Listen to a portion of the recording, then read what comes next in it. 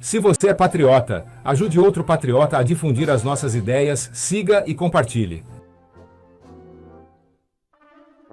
Deixaram o pior orador para o final. Geralmente o pessoal já quer ir embora.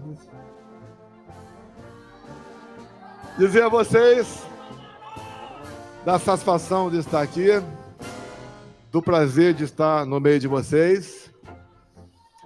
É o caminho mais doloroso e mais difícil. Mas tenho certeza que escolhemos o lado certo. Agora há pouco, assistindo o Nicolas falar, ele falou de pequenas mudanças, grandes transformações. Eu me lembrei, porque eu já tive insucesso na vida também. Eu me lembrei quando eu prestei concurso para ser sargento da aeronáutica, especialista, e fui reprovado.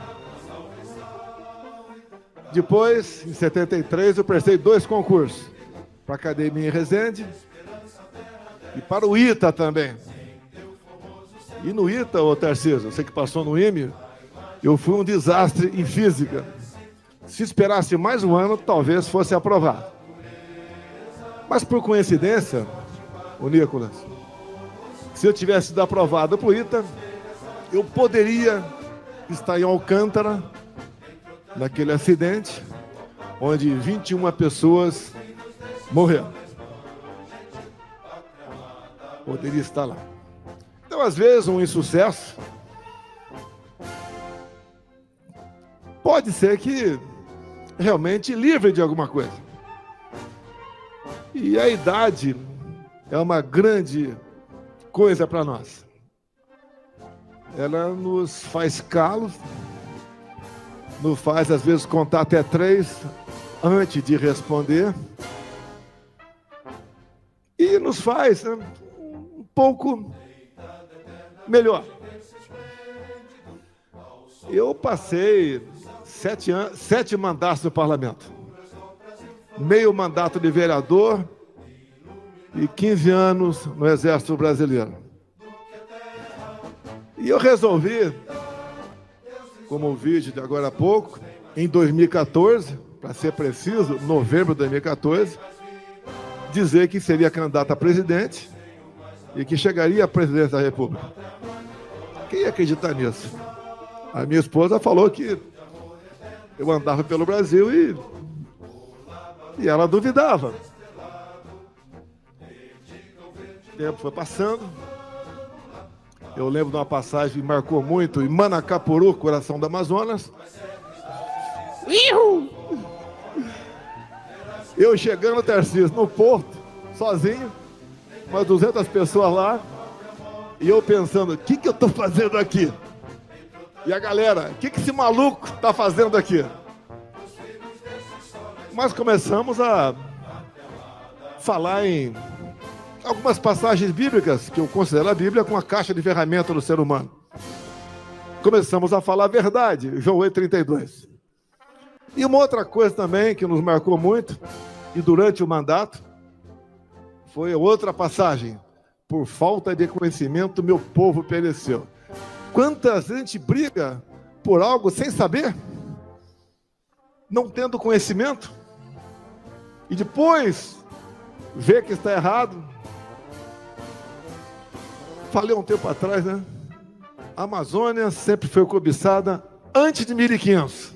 Porra, coisa de maluco, né? Antes de 1500. Na verdade, 1494, com o Tratado de Tordesilhas, vai deixar para lá. Depois, eu lembro de uma passagem que marcou minha vida, 1970. Eu estava em Eldorado Paulista, morava lá, quando o Lamarca passou por lá. Feriu 6 soldados da então Força Pública, atual PM de São Paulo, e depois, como ele havia aprisionado uma dúzia de praças, que são subtenentes, sargentos, cabos soldados, o tenente Alberto Mendes Júnior, o Derrite, que você sabe muito bem a história, se ofereceu para que fosse trocado os 12 por ele. E ele, então, fez esse gesto heróico e 1 ou 2 dias depois foi executado pela turma do Lamarca. Mas uma coisa, com toda certeza, o tenente não sabia. Aqui o Salles também, que conhece bem a história, porque ele já agiu no Vado Ribeira antes de ser deputado federal. Que naquela época imperava ali o mini manual de guerrilha de Marighella, que é o herói da esquerda, e lá está escrito que eles não matavam praças, apenas oficiais. Talvez se o tenente tivesse sabendo disso, mas é muito difícil julgar por um momento, talvez ele esperasse um pouco mais para negociar a sua troca por aqueles teus colegas. E ali eu conheci o Exército Brasileiro. E ali eu conheci a minha vida. E a gente vai aprendendo. Que coincidência, né? Acho que o Eldorado Paulista hoje deve ter, talvez, 3.000 habitantes na área urbana. Mas é a vida da gente. Entrei no Exército, fiz academia. Teria muito o que falar, obviamente. Depois de 6 mandatos, quis disputar a presidência em 2014. Não foi possível. Paciência. Chega a hora certa. Acabou acontecendo em 2018. Quem eu era? Ele não era ninguém. Não tinha partido. Era um deputado encrenqueiro. Criador de caso. Bem casado, obviamente, né? Ih, cadê?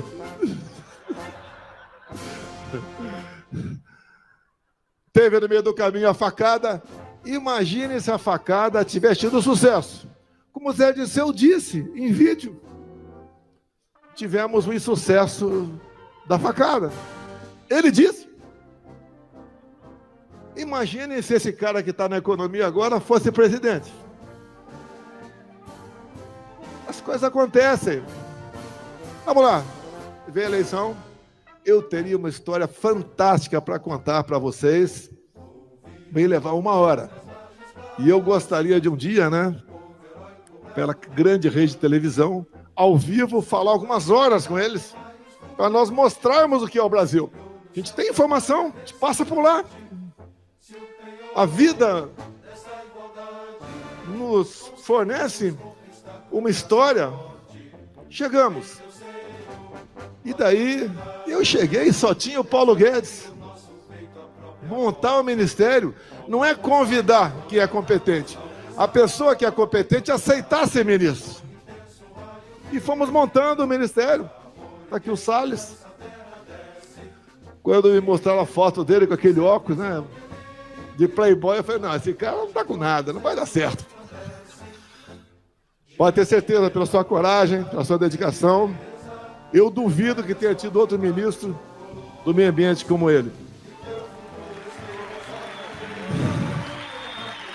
O Tarcísio também. Foi a 5ª pessoa que me apresentaram. Olhei para a cara do Tarcísio, aquela cara de brabo, né? Cara de poucos amigos. E eu não conhecia o Tarcísio. Ele me conhecia. Porque ele fez academia, né? Militar, igual eu fiz. Fez o IME, depois prestou concurso. Tinha 2 vagas para a Câmara, estava lá. E daí quando ele falou de quem ele era, rapidamente, vamos lá.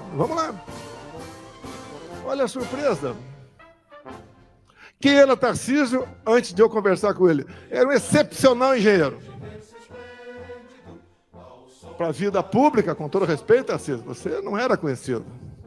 Foi para lá, fez um trabalho fantástico. Falou alguma coisa aqui do que ele fez. Eu fui o único presidente que tinha teto de gasto. Tanto é que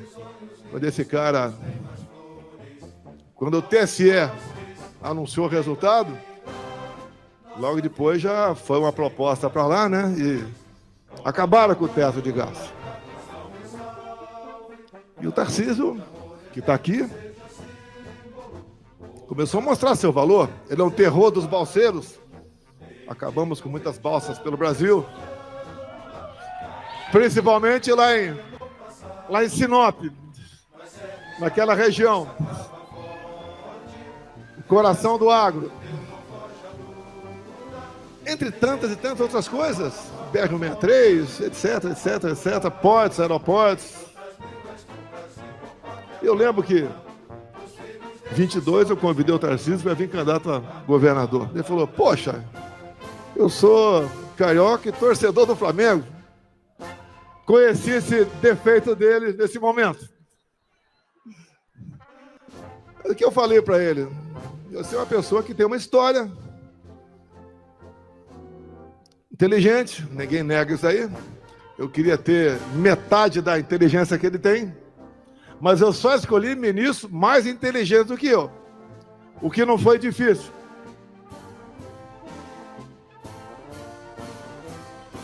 Ele está aí. Eu não posso me alongar muito. Tem aqui também o Jorge Seife. Quem me apresentou o Jorge Seife foi o pai dele. Um dos raros nomes que eu indiquei para ministro. Um dos raros. A Tereza Cristina aceitou. Foi um sucesso na pesca. Tanta coisa feita. Tantos ralos fechados da corrupção, que até permitiu, obviamente, um V0 para ele vir candidato ao Senado por aqui. Até botei um apelido nele bastante carinhoso.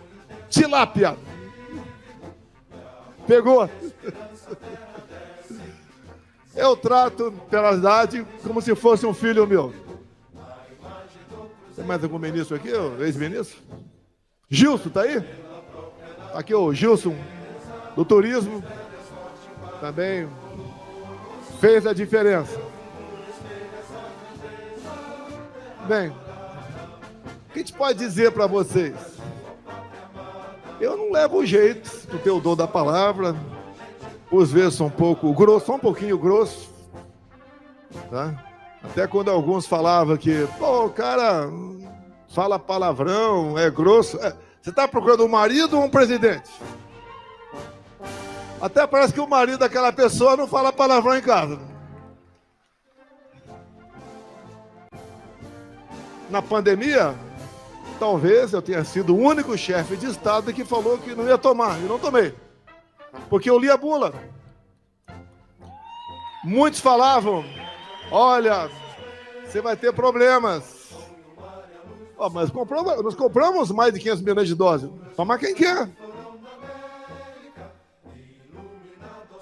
O pessoal que não lê bula de nada, né? Tinha que ter lido a bula das vacinas. Mas vamos para lá. A verdade vai vindo à tona. A gente ligava para a África subsaariana. Por que não está morrendo o pessoal aí, já que o DH dessa região é lá embaixo? Mas tudo bem, deixa para lá. Por falta de conhecimento, meu povo pereceu. Bem, o Brasil tinha tudo para quebrar, com a pandemia e com a guerra lá fora. Aconteceu o contrário, dada a equipe que tinha do nosso lado. A economia voltou a IV, tivemos superávit, o Tarcísio falou muita coisa aqui, teria tantas outras para falar também. E aconteceu aquilo no final de 22. Só o presídio comemorou. E o sistema, que tem nome e sobrenome. Mas vamos considerar a página virada. Vamos ver o futuro, olhar para frente. Me tornar inelegível porque me encontrei com embaixadores. Eu não me encontrei com traficantes no Morro do Alemão.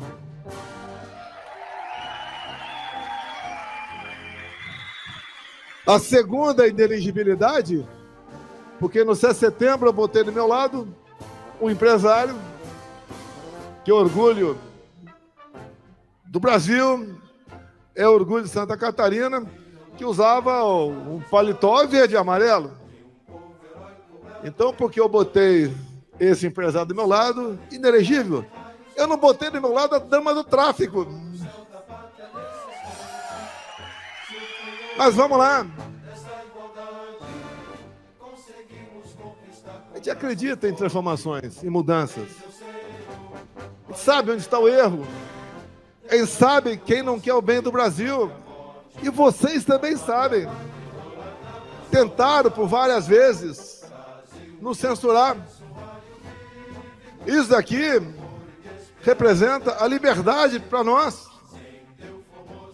Quem fez minha campanha em 18 foi meu filho Carlos Bolsonaro, com o telefone na mão.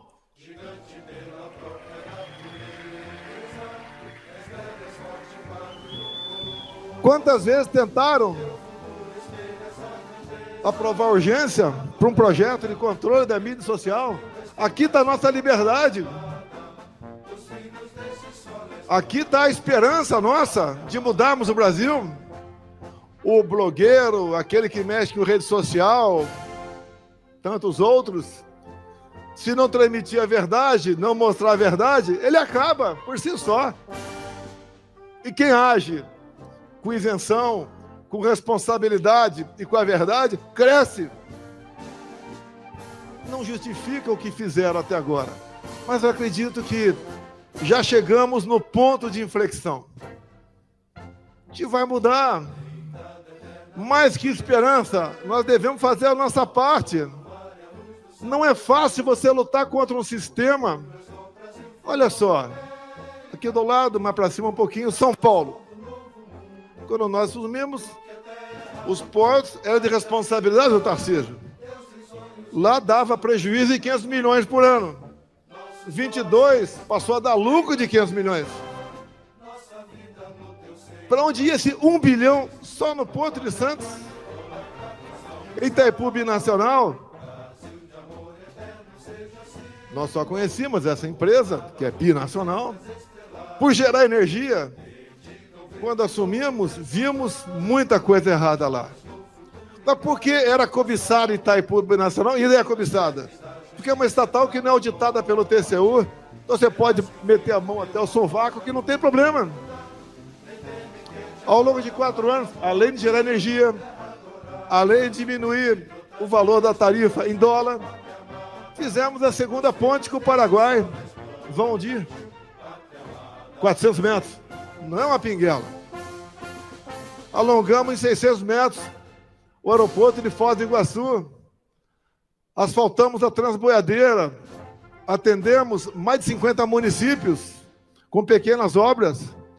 O Jorge Seif faltou só um passo para nós começarmos a praticar piscicultura naquele lago, que tínhamos como projeção aumentar em 20% o volume de pescado no Brasil. Esse país ninguém pode passar fome. Tem meios. E assim a gente vai citando cada ministério, como o Rogério Marinho, que levou água para o Nordeste, como a Tereza Cristina, que abriu mercado para o agro, para o mundo todo. Como nós fomos na iminência de uma guerra, conversar com o presidente Putin, ia faltar fertilizante para o Brasil, negociamos diesel, ele queria comprar ovos da gente. Falei com a Tereza, se abrir o mercado agora, vai o ovo custar de menos de R$1 para R$2 a unidade no Brasil. Espera um pouquinho mais. Apesar de produzirmos, e não é chute como aquele cara, né? 1.700 ovos por segundo, não é o suficiente para atendermos o mercado lá de fora. Todos tiveram lucro no meu governo, apesar da pandemia, apesar da guerra. A gente lamenta as mortes. Vocês lembram do fica em casa, a economia a gente vê depois? De fome também se morre. Vocês lembram da competência do Pedro da Caixa, junto com outros ministros, para em menos de 30 dias pagar o auxílio emergencial para 68 milhões de pessoas? Gastavam por mês 50 bilhões de reais. Rio Grande do Sul aqui, a população equivale a 5% do total do Brasil. Então, se gastássemos, hoje em dia, 5% do que gastamos, por ocasião da pandemia, em poucos anos, o Rio Grande do Sul voltaria à normalidade. Mas se faz exatamente o contrário. Eu costumo dizer, né? Aqui eu poderia falar o nome de vocês também, de vários ministros. No atual governo, é difícil quem saiba o nome de 3 ministros. Ou porque não tem competência, ou porque o currículo de malfeitos é muito grande. Como não se sabe uma só proposta positiva do atual governo, só poder pelo poder. É aquela tentativa de vamos ficar o máximo aqui e explorar o máximo. E ouso dizer que a política econômica do atual governo é nota 10 para os propósitos que a esquerda se propõe: empobrecer a todos e dominá-los. Nós, mais que esperança, eu fico orgulhoso de estar aqui. Imaginem vocês se no dia 30 de dezembro de 22 eu não tivesse saído do Brasil. Com 8 de janeiro acontecendo, onde estaria uma hora dessa?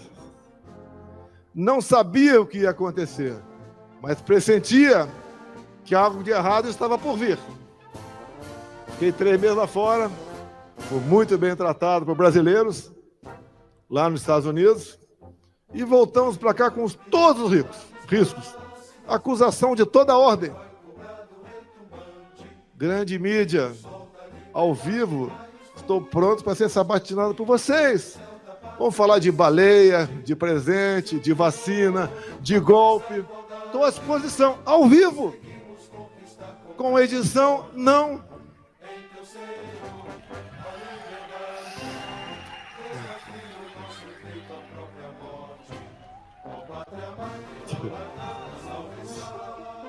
Olha, não tem satisfação maior do que aquele de servir, de poder ajudar o próximo. Quem era Jair Bolsonaro? Daquela foto ali com meu pai, aquela coisa rara, uma fotografia, em 1960. Chegar onde chegou. É um sinal que todos nós podemos chegar onde sonhamos ou onde o destino reserva um lugar para nós. Eu duvido que o Tarcísio pensasse um dia ser governador. Demonstra que, com seus atos, você pode falar agora, 1 ano e meio, que é um tremendo no gestor. Algo que São Paulo nunca teve. Com todo respeito ao Jorginho, também a dificuldade para se eleger governador. Quando ele falou aqui que preservamos 11 milhões de empregos, porque o projeto do Pronamp é dele, não é meu. Não foi do meu governo.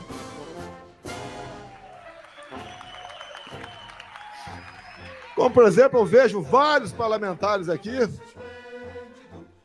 outros não são parlamentares, mas que eu conheço, que tem um grande futuro pela frente. Como disse a dona Michele, né? A minha patroa. Nós devemos nos apresentar. Caso contrário, os maus ocupam esse espaço no governo. A nossa carta para a democracia é a Constituição. O que nós já fizemos, a nossa história, é o nosso currículo. Um dia o Tarcísio me autorizará a dizer como eu convenci a vir candidato, porque ele não queria. Tinha propostas para trabalhar em várias empresas por aí, como vários do meu governo estão ganhando 2, 3, 4, 5 milhões por ano. Está pagando uma cota de sacrifício. E isso daí, como é uma pessoa que crê em Deus, eu ouço os áudios da mãe dele que manda para mim, que deve repetir, mandar para ele também, uma pessoa cristã, fervorosa, que tem muita fé. A gente está criando uma gordura para o nosso futuro lá em cima. Então, dizer a vocês, apesar dos problemas, apesar da Polícia Federal ter ido 3 vezes na minha casa, na casa dos meus filhos, hoje já tenho 300 e poucos processos ainda. Vale a pena. A gente não vai recuar. Todos os dias eu tenho uma praxe na minha vida. Todos os dias. Eu me levanto, vou lá, tomo meu banho, faço o que todos vocês fazem. Boto minha roupa, dobro os joelhos, rezo um Pai Nosso e peço a Deus que meu povo não sinta as dores do comunismo.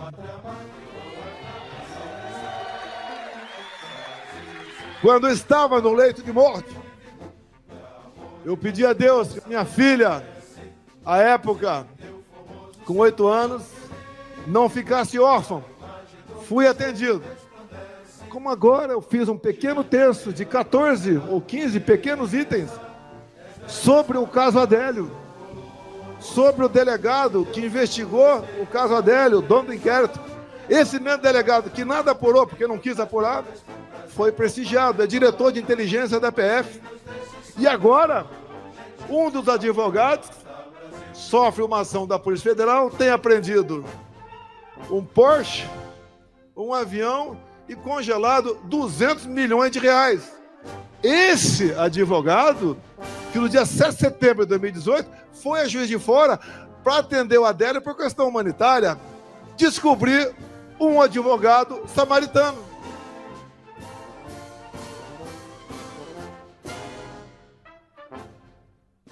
Terminando agora de verdade. Eu digo que Roraima tem uma tabela periódica lá. Além disso, tem o Vara do Rio Cotingo. Não sei se o Tarcísio voou comigo lá. 12 quilômetros por 600 metros de cota. Ali dá para gerar energia para metade do Brasil. Para agregar valor em nossos minérios. Para fazer do Brasil realmente uma terra prometida. Trazer paz, prosperidade, ordem e progresso para todos nós. Onde erramos ao longo de décadas nas escolhas, escolher o mal, vai pagar o preço. Como gostaria de falar sobre 2014, 2018 e 2022. Vamos aguardar um momento mais oportuno.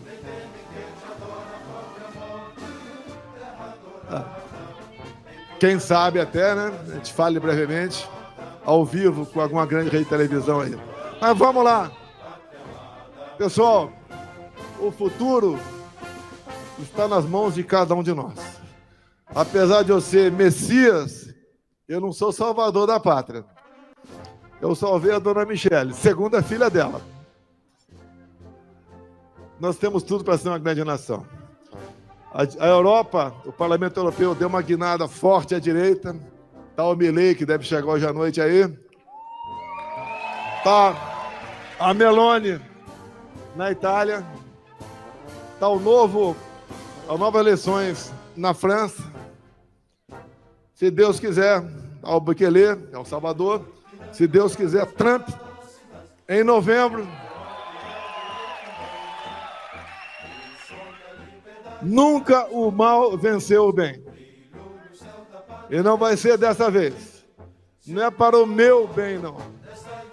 Ser presidente, se você não tiver muita força de vontade, muita coragem, você faz o que os outros sempre fizeram. Dá para mudar, tem jeito, boas pessoas ao seu lado, um povo que cada vez mais aprende, tem informação, tem instrução, tem liberdade de imprensa, um povo que deve servir de norte para nós políticos. Nunca um político pode ser mais do que um povo. E ambição só se for para se mudar e mudar o destino do seu país. Não ambição pelo poder. Isso é péssimo. Quem quer o poder, pelo poder. Temos eleições esse ano. Votem com a razão e não com o coração ou emoção. Porque se nós tivermos, porque a composição do TSE já mudou, tivemos uma grande bancada em 26, pode ter certeza que a gente faz pelo parlamento, não pela canetada, uma história melhor para todos nós. Muito obrigado a todos vocês.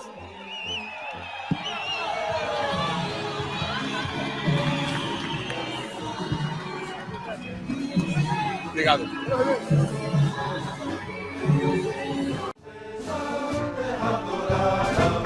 Entre outras mil, este Brasil, ó pátria amada, os filhos desse sol esplendente, pátria amada.